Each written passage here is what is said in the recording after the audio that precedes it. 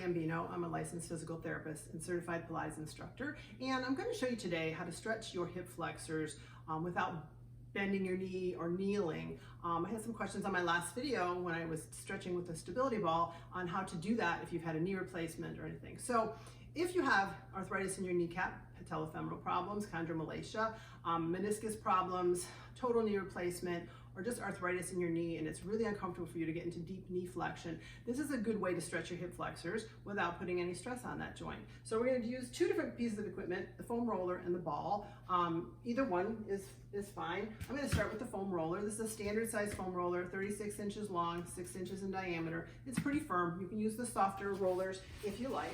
Come into a lying position and lift up into a bridge to pull the roller underneath your pelvis. You want it to be nice and firm so you feel very secure laying down, and then you can hold on to it if you need to, just so it doesn't roll away. What you're gonna do is straighten one leg, okay, and then the other leg you're gonna pull in. Now, this knee can be at any level here. It can even be straight if you want. So if that's as much flexion as you can get in the knee, that's good, or you can be wherever's comfortable. You're gonna grab behind the thigh to pull that knee in, and then this leg is gonna stay nice and straight on the ground with your heel on the ground. Now, if you're doing this, if you have tight hip flexors, your foot may be up here.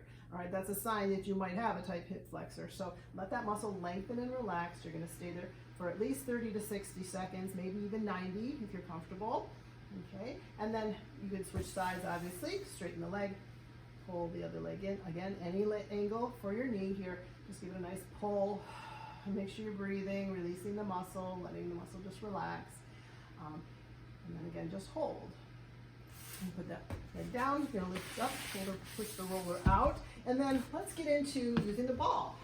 Grab the ball. This is a softer, gentler version, so if the roller is a little bit uncomfortable for you, you might wanna use a soft ball. This is a 9-inch ball. You can just lift up, push that ball underneath your pelvis. Now this is gonna be a much more unstable position for you, so if you feel confident, you can do the ball. Same thing, one straight leg, pull that other leg into your knee, into your chest.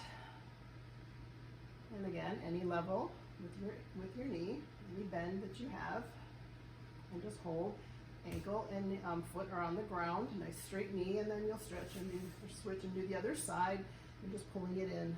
And that should eliminate any stress on the knee, but still allow you to get a nice hip flexor stretch without the stress of kneeling on the knee or anything like that. And then just lift up into your bridge, pull the ball out, and then just protect your back. Like I always tell you guys, roll on your side, push up on your elbow, come up to sitting, and hopefully that'll help you to get some flexibility training in. Even if you have tight knees or sore knees, there's always a way to modify and make it so that you can do it. So hope that helped. Have a great day. Take care. Bye.